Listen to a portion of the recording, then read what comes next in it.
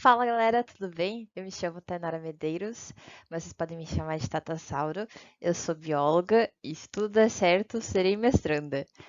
E a aula de hoje é sobre bioestratigrafia, então a gente vai falar sobre esse assunto mágico que a gente tem dentro da paleonto. Tá, só que claro que para começar a falar de bioestratigrafia, a gente vai falar também aqui sobre um pouco do histórico, né, do pensamento ali sobre a bioestratigrafia. E, novamente, a gente volta para a questão do dilúvio, que a galera achava lá antigamente, antes de ter os grandes pensadores sobre a estratigrafia. Começou a dar alguns conflitos ali com a ideia do dilúvio, porque o pessoal começou a encontrar diversas camadas que tinham um conjunto de fósseis, e aí tinha uma camada que não tinha aquele conjunto de fósseis, ela era estéril.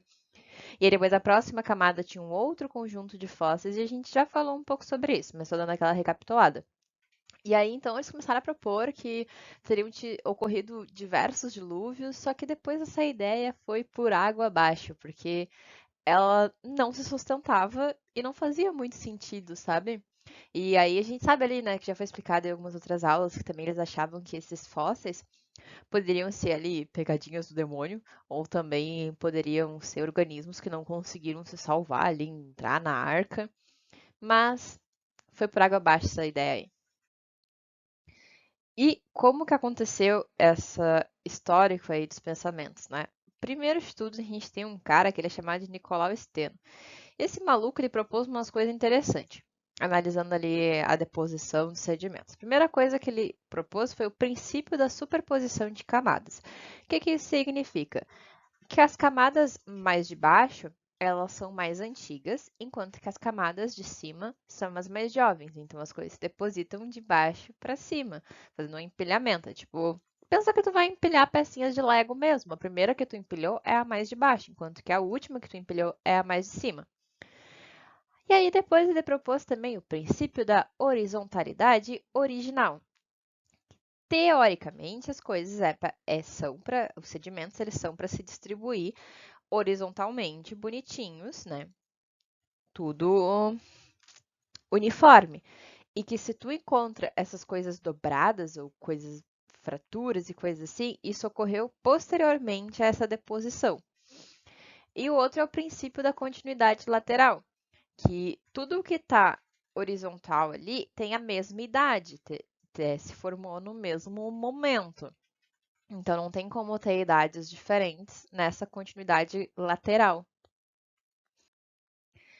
Depois disso, teve um cara que ele foi muito importante, que foi o William Smith. O que que esse cara fez? Ele foi contratado quando eles estavam abrindo alguns canais na Inglaterra para conseguirem transportar carvão de uma forma mais eficiente. E esse cara, ele foi assim o primeiro geólogo a ser reconhecido como geólogo mesmo e ter um trabalho como geólogo, porque até então a geologia era considerada um hobby e os caras não ganhavam dinheiro, não eram reconhecidos com isso. E aí esse cara começou a elaborar um mapa geológico de toda a Inglaterra. E além disso, ele começou a observar que determinadas camadas que ele estava ali, por exemplo, ele estava abrindo parte ali desse canal ao norte. E aí ele viu que, na real, aquele conjunto de fósseis ele podia ver ao sul também. E que aquilo ali podia correlacionar e dizer que eram as mesmas camadas, só por esse conjunto de fósseis. E além disso, ele começou a sacar essa sucessão faunística e florística, que, embora o Darwin ainda não tivesse vindo e falado sobre evolução e tudo mais, e até o termo extinção era algo super polêmico na época, ele já começou a ver que determinados organismos ocorriam em uma camada e depois eles desapareciam, não existia mais.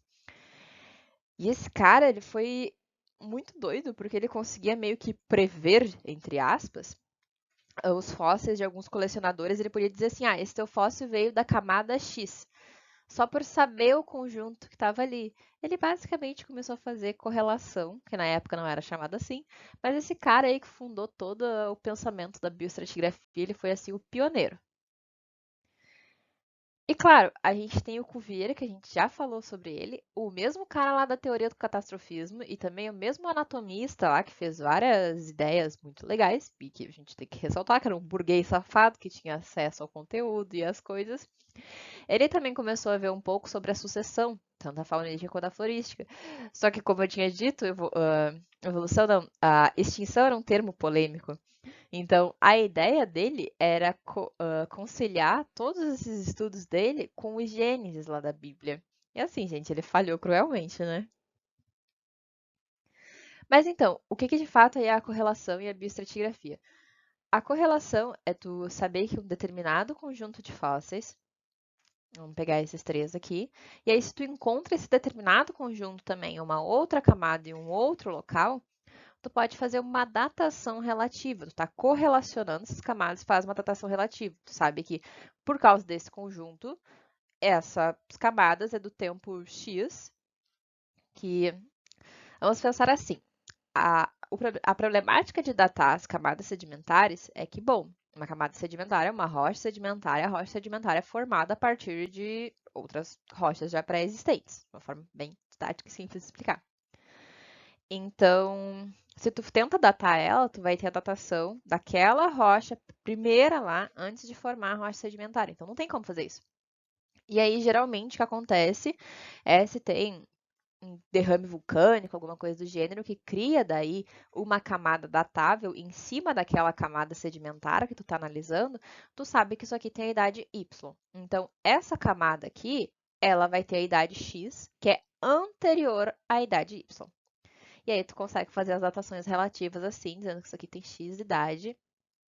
E uma das coisas interessantes é que, bom, os fósseis, eles se extinguem, os organismos como um todo, eles se extinguem e não voltam a aparecer. Então, tu sabe que determinado organismo viveu em determinado período de tempo, ou os organismos evoluem e aquelas formas antigas não voltam a aparecer, porque daí eles foram, é aquela extinção filética que a gente já falou nas aulas de evolução.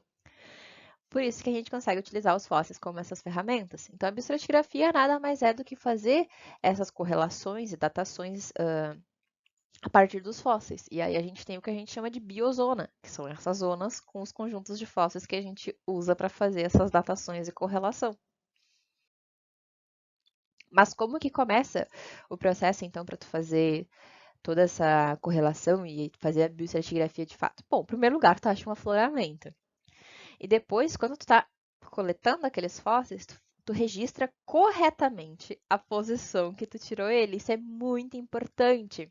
Também fica aí o meu aviso aos biólogos que se aventuram no ramo da paleonto, de entender bastante de geologia, entender de estratigrafia e fazer esse registro correto, porque uma vez que esse fóssil foi retirado do afloramento, não tem como tu saber exatamente de onde ele foi tirado se tu não tem essas anotações. E além disso, é importante ter uma coleção grande de dados, tanto daquele local que tu está retirando o teu fóssil, quanto no geral de outros locais, para que tu possa correlacionar e dizer, ah, isso aqui, esse conjunto é semelhante a esse conjunto, então a gente está correlacionando. E claro, né, é importante fazer a identificação taxonômica correta ali do organismo. Então, saber que aquela espécie é de fato aquela espécie, porque imagina se tu correlaciona uma camada com a espécie X, só que na verdade aquela espécie, na real, é a espécie Y, e tu só identificou ela errado, e aí todo o teu zoneamento vai estar errado. Mas então, para bioestratigrafia, a gente tem o que chamamos de fóssil guia, que o próprio nome diz, né? Um fóssil que vai te guiar e vai ser o que tu vai bater o olho e saber ali. Mas o que precisa para ser um fóssil guia? Bom, um curto alcance estratigráfico. O que isso quer dizer? Isso quer dizer que ou ele evoluiu muito rapidamente, ou ele se extinguiu. Então, esse curto alcance é que naquela camada, naquele momento de tempo, tu tem aquele fóssil. E é só naquele momento de tempo. Ele precisa ter um alto potencial de preservação. Isso daqui é meio óbvio, porque se ele não se preserva, de nada adianta que ele tenha tido todos os outros caracteres ali. Precisa ter uma ampla dispersão geográfica, só que isso é um pouco discutido. Porque assim, Os microfósseis, eles têm essa característica de ter uma ampla dispersão geográfica e tudo mais, alguns, né, deles, principalmente os marinhos. E isso é muito bom porque, bom, se tu tem um organismo que ele é cosmopolita, tu consegue datar camadas do mundo inteiro. Só que tem determinados organismos que eles não conseguem estar pelo mundo inteiro, como mamíferos e algumas plantas e alguns outros vertebrados e até mesmo invertebrados e por aí vai. Então, em seções mais locais, pode ser que se utilize organismos com uma baixa dispersão geográfica, porque é o que tem disponível. Claro, ele precisa ser abundante, porque esse organismo não vale tu pegar um organismo que estava lá com mal das pernas, quase se extinguindo, e que tinha só uma baixa população, porque ele não vai nem preservar. É muito mais fácil preservar organismos que sejam abundantes e também após o registro, após ele ter se formado como um fóssil, também precisa que ele seja um fóssil abundante, para que tu possa encontrar ele em diversos locais. E também um organismo fácil de identificar, que tem algumas características que são fáceis de uma pessoa ir lá identificar, não um organismo que uma pessoa no mundo que é especialista vai saber que aquele ali é aquela espécie ali. Não, tem que ser uma espécie com caracteres fáceis de diagnóstico. Agora a gente vai começar a falar um pouco sobre como que faz esse zoneamento, né? Quais são os tipos de zona, como que tu determina elas. E a primeira que a gente vai falar é a zona de intervalo. Vale ressaltar que eu recomendo muito que leiam o artigo que eu vou deixar ali na referência das imagens, porque ele é muito bom, ele é extremamente didático, mas também vou falar e abordar aqui, então essa parte foi bem baseada nesse artigo, mas também no capítulo do Carvalho, que eu sempre deixo na descrição, e também no capítulo do Protera, que eu vou deixar na descrição certinho. Mas então, primeiro, zona de intervalo. Basicamente, tu pega dois táxons e aí tu vai basear essa tua zona de intervalo a partir da primeira e a última ocorrência. E aí o nome é o primeiro táxon, né? O inferior, que está ali na parte mais basal da camada, e o táxon superior, que está ali na parte mais de cima da camada. Aí, aqui, um exemplo de como a gente faz isso, aqui é um exemplo com dois táxons. A gente está pegando, definindo essa zona como o táxon A, o aparecimento do táxon A, e o aparecimento do táxon B. Então, o nome seria, zona do táxon A mais o táxon B. É bem simples. E aqui está a referência bonitinha do artigo, caso vocês queiram pesquisar. E a próxima zona que a gente vai falar é a zona de concorrência, que é um momento ali que esses táxons, ou taxa, como quiserem, já expliquei sobre isso, mas vamos explicar de novo. Taxa é simplesmente o plural em latim para táxons, que é uma palavra que a gente já tem no português, mas eu gosto de deixar aqui taxa, que daí também a galera consegue entender o que é isso, porque às vezes fico perdido, eu já fiquei perdida várias vezes antes de eu entender o que era taxa. Mas enfim, é um momento temporal ali em que eles estão ocorrendo juntos. E aí o nome vai ser de um ou mais os táxons ali que está definindo. Agora, o exemplo, né? Olha só, a gente tem aqui o desaparecimento do táxon A e o aparecimento do táxon B. Só que é esse momento que eles estão ocorrendo juntos. E aí, bom, tem mais alguns aqui que ocorrem junto com eles, o B e o C.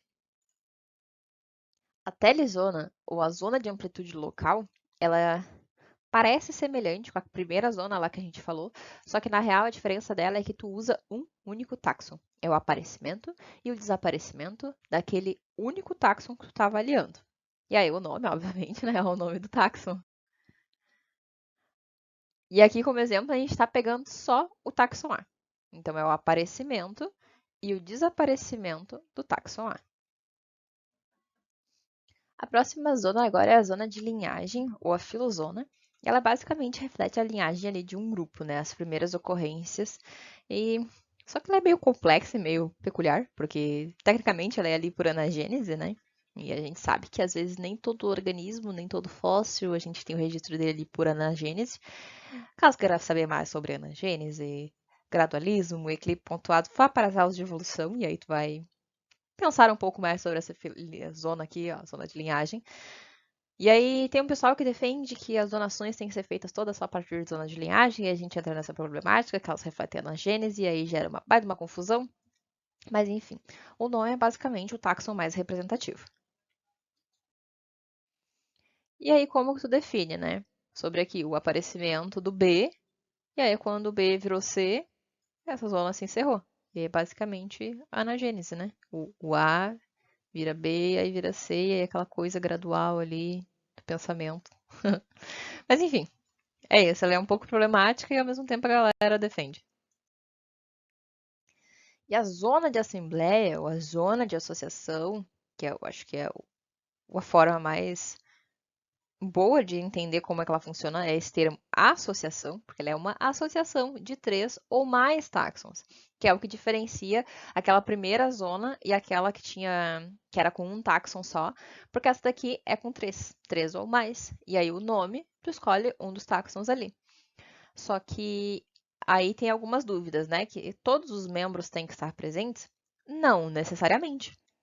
Então, tu pode ter essa zona com fóssil A, B, C e D, e o B não está presente na camada que tu está tentando correlacionar. E o alcance individual também de cada um pode variar. Então, ele não precisa ser fixo ali. Então, essa zona tem mais algumas coisinhas que a gente precisa pensar sobre ela. Mas vamos aqui para o exemplinho. Ó, a gente está definindo essa zona de assembleia como a junção do A, do C e do D. Só que a gente também tem o B aqui junto e a gente tem o E aqui junto. Só que aqui, ó, que eu falei, o alcance individual de cada um. Tu sabe que aqui tá, tu tem o A, tu tem o C, tu tem o D, e aí tu tem o E aqui junto, que é tipo uns extras. Tu tem o B, só que o teu D não tá começando nessa parte aqui mais basal, ele tá mais em cima, porque às vezes varia conforme tu vai ter a preservação desse organismo, não é sempre estático e não é uma regra fixa a se seguir. E a zona de Opel agora, ela é definida pelo primeiro ou o último aparecimento de um táxon mais um táxon adicional. Mas você também pode fazer o primeiro aparecimento de um táxon e aí o último aparecimento de um outro táxon, e o nome vai ser o do táxon ali mais abundante. Ela é, eu vou explicar um pouco mais sobre ela ali no próximo, mas ela é meio difícil de entender, mas ela é mais aplicável. A zona de ópio, ela é basicamente um tipo especial ali de zona de associação, só que tu consegue definir ela de uma forma mais frouxa, assim, e ela é muito mais aplicável porque não segue algumas coisas tão rígidas. Então, tu está definindo ela aqui basicamente pelo aparecimento do C e pelo desaparecimento do A, com os outros aqui associados. Só que o interessante dela é que não necessariamente tudo precisa estar presente ali. Inclusive, é isso que ela acaba sendo, às vezes, mais aplicada em diversos artigos, porque os táxons diagnósticos ali, eles não precisam estar 100% presente em todo o tempo e de forma igual. E o próximo é a zona de abundância, ou ACME, que o próprio nome diz abundância, é quando tem uma grande quantidade de espécimes daquela espécie. E aí o nome é o nome do táxon. Daí aqui como exemplo, é quando teve uma proliferação absurda do B por algum motivo, e aí no registro sedimentar ele aparece tipo, em grande quantidade. E aqui, para a gente recapitular alguns dos fatores que controlam a distribuição dos fósseis, bom, primeiro que a gente falou já, a evolução. A evolução é um processo que ele ocorre de uma forma só e não tem como voltar mais atrás, ocorreu, ocorreu. Então isso aí controla a distribuição. A própria distribuição dos fósseis controla a distribuição dos fósseis. Tipo, as localidades que eles ocupam quando eles estavam em vida e tudo mais.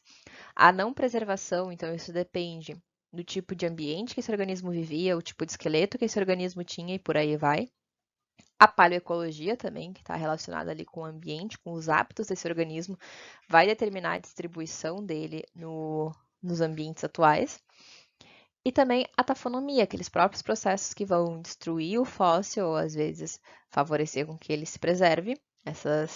Todo esse padrão é o que vai controlar se o fóssil vai estar em determinadas camadas ou não. Aí a gente tem um negócio aqui interessante que são os fósseis de faces, que a gente tem que ter bastante cuidado com ele. Imagina que tu fez aqui uma perfuração e aí tu retirou um testemunho de sondagem e tu vai analisar ele. Tu viu que essa concha, ela ocorre aqui, né? E aí tu encontrou essa concha, só que mais para cima tu não encontrou mais essa concha. E aí tu vai dizer que ela foi extinta porque tu não tá mais encontrando ela acima? Tu tem que observar um pouco mais, entender um pouco mais sobre esse organismo. Essa concha aqui no exemplo, vamos supor que isso aqui está a 30 metros de distância, de profundidade, quer dizer. Ela gosta de ocorrer a 30 metros de profundidade. E aqui o mar subiu, então aqui está, sei lá, 60 metros. E é claro que essa concha não vai mais ocorrer naquela parte do teu testemunho, porque o mar subiu e agora ela está ocorrendo em outro lugar. Então, às vezes, o aparecimento e o desaparecimento de determinados organismos não quer dizer que reflete a extinção, mas sim uma mudança no ambiente. Então, isso é algo que também tem que ficar ligado quando está analisando esses dados bioestratigráficos. E agora, falando um pouco sobre alguns dos problemas que tu pode se deparar. O primeiro deles é o efeito Signor-Lipps, que é se tu faz uma amostragem incompleta, se tu tem um conjunto ali de dados que ele é insuficiente, isso pode ter um tendenciamento a tu achar que determinada extinção foi gradual e que não foi algo ali catastrófico e meio rápido. Além disso, a gente tem o taxon Lázaro, que é basicamente, tu está analisando uma determinada camada que tem o taxon A, ele desaparece, só que depois ele volta a aparecer. E, na real, isso foi uma extinção local ali, só que depois mudou esse ambiente, se tornando impropício para esse animal, e aí ele desapareceu, animal, qualquer outro tipo de fóssil, qualquer outro tipo de organismo. Só que depois o ambiente voltou a ser propício, então ele reaparece. Então, não quer dizer que ele surgiu novamente ou que ele. Qualquer coisa do gênero, ele só simplesmente foi extinto localmente porque as condições não estavam mais favoráveis para ele. Então é algo que você tem que tomar cuidado. Que é basicamente aquele exemplo ali que eu tinha dado da concha, né? Que daí a gente teve uma subida do nível do mar e aí aquela concha já não estava mais naquele local. Tem o taxon Elvis, que é basicamente assim. A gente tem uma forma, pensa na forma de estrelinha, e aí tem um outro organismo que é a forma de bolinha. Por evolução convergente, esse organismo de bolinha, ele vai virar uma estrelinha. E aí tu pode confundir dizendo que ele é o mesmo estrelinha de antes. Só que não. Eles são organismos diferentes, que foi só uma evolução convergente formando uma forma semelhante. Que curiosidade, né? Por que é chamado de taxon Elvis? Porque depois que o Elvis morreu, surgiram várias cópias do Elvis, digamos assim, só que não é o Elvis, são pessoas imitando o Elvis. E tem o taxon zumbi, que ele é basicamente um zumbi voltando dos mortos, estando à espreita. Não, não é isso. É pelo efeito de retrabalhamento, uma espécie que estava extinta. Houve um retrabalhamento daquela camada ao qual ela se encontrava, ela foi para uma camada superior, mas não quer dizer que esse organismo ele ressuscitou dos mortos. Não, ele só foi uma camada retrabalhada que tirou esse organismo do local que ele deveria estar e aí ele foi para uma camada superior. Aqui eu falei já sobre a biocronologia e os mamíferos, mas vamos recapitular. Ali para os mamíferos, né, é um pouco difícil de que eles sejam dispersos ali pelo mundo inteiro. Determinados grupos de mamíferos, né, como esses aqui da megafauna. Só que em seções locais a gente pode utilizar sim organismos que eles não têm a ampla distribuição geográfica. E foi o que fizeram para a megafauna aqui da América do Norte para a América do Sul, que daí eles tiveram que usar isso para datar as camadas ali que a gente sabe de mamíferos, da idade dos mamíferos, foi feito assim, localmente, porque era o que tinha de conjunto de dados para fazer. Então, às vezes, tu tem que fazer, trabalhar com o que tu tem e não tem muito que inventar moda. Aí tá, agora aqui entrar numa parte mais teórica de alguns termos. O que é a litoestratigrafia? A litoestratigrafia é uma área que tu classifica as rochas pelas litologias, pelas características delas, né? E aí, tu tem o grupo, que é o grande, assim, que dentro do grupo a gente tem a formação, dentro da formação a gente tem os membros e dentro dos membros a gente tem as camadas. É assim que é feito ali na geologia que a galera classifica as litologias e como que elas são agrupadinhas. Aqui na bioestratigrafia, o que a gente tem são as superzonas, que dentro da superzona a gente tem as biozonas e a gente ainda pode classificar ali as biozonas dentro delas, fazer zoneamentos, que são as subzonas. Que basicamente é aquilo que eu estava falando de a zona de assembleia, a zona de blá blá blá. é isso. Aí dentro da bioestratigrafia é um tipo de classificação que ele é a parte da da litológica, porque tu está utilizando o conjunto de fósseis e não as características das rochas. Mas então, agora a gente vai falar sobre a diferença de alguns termos, como a cronoestratigrafia e a geocronologia. O termo geocronológico, depois eu vou dar alguns exemplos, ele reflete o tempo geológico, uma entidade abstrata. É o tempo que tu está se referindo a um tempo no passado. Enquanto que o termo cronoestratigráfico, ele está se referindo à idade daquela rocha em específico, que é uma entidade física, é algo concreto. Mas, ok, vamos conhecer aqui um pouquinho, né? Como é que é. A imagem tá horrível, me perdoem, mas eu não ia refazer toda ela. Os termos cronoestratigráficos e os termos geocronológicos, eles são meio semelhantes. Ali, a única diferença é que ao invés de tu usar éon em um, tu usa éon no tema no outro, mas é igualzinho ali, fanerozoico para os mesmos, aí no era-tema ou na era, que também é fácil de entender, né? Era-tema e era, é bem semelhante, é mesozoico e mesozoico para ambos os lados. O sistema ou o período também é o mesmo. E aí o que começa a complicar um pouquinho é essa parte de série e de época, que tu vai usar Cretáceo inferior, ali nos termos cronoestratigráficos, enquanto que na época tu vai usar Eocretáceo. Então, basicamente, o que eu quero abordar aqui é quando que tu usa inferior, quando que tu usa El, quando que tu usa superior, quando que tu usa Neo, e por aí vai. Então, basicamente, inferior, El, médio, Meso, superior, Neo. Então, a gente vai entender quando usar isso. E claro que acho que a melhor forma de abordar isso é trazendo um teste e aí fazendo algumas perguntas, então vamos respondendo juntos. Então, qual das frases tu acha que está certa? Aquele dinossauro viveu no Eocretáceo ou aquele dinossauro viveu no Cretáceo inferior? Parece baboseira, minha gente, mas a gente tem que saber certinho essa diferenciação. Vamos começar a pensar juntos, caso tu ainda não tenha chegado a uma resposta, batido o olho e dizer, é tal alternativa. A gente está dizendo no momento de tempo que esse dinossauro viveu. Então, se tu está referindo ao momento, ao tempo, tu vai usar o termo geocronológico. Então, a resposta certa é a 1A.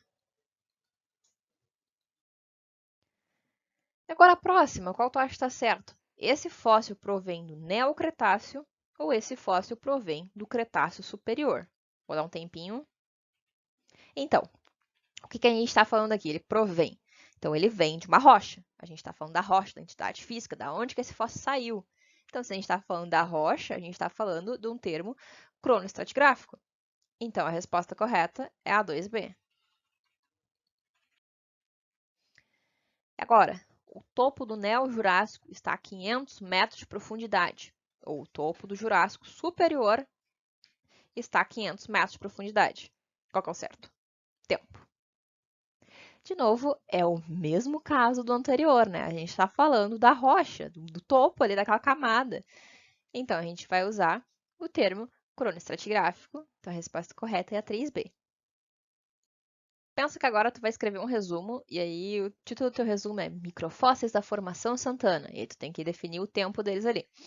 É o Cretáceo do Nordeste, ou tu diria Cretáceo inferior do Nordeste? Vamos pensar juntos. Tu está dizendo dos microfósseis daquela formação. Aquela formação é uma rocha. Então, tá falando da entidade física da rocha.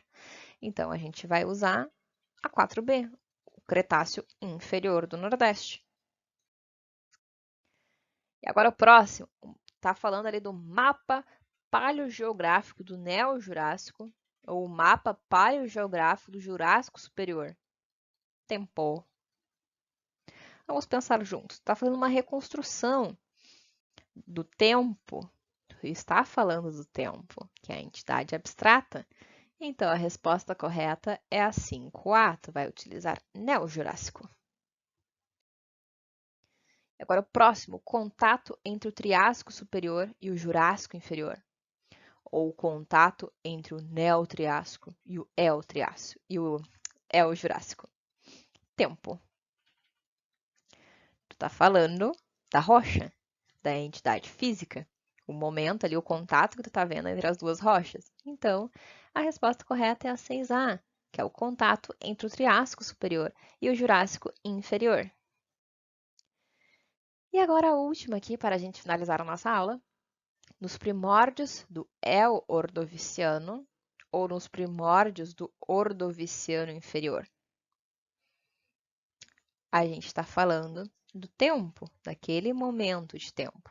Então, o correto seria utilizar El-Ordoviciano e a resposta correta é a 7A. E aí, só para deixar registrado aqui, essas frases e aí também aquela tabelinha lá dos termos eu retirei do artigo do Araí, que está aqui em todas as partes inferiores à direita como referência. E é isso, gente. Espero que vocês tenham gostado, que tenha dado para entender um pouco sobre esse universo mágico da bioestratigrafia. E é isso. Boa sorte a todo mundo. Falou!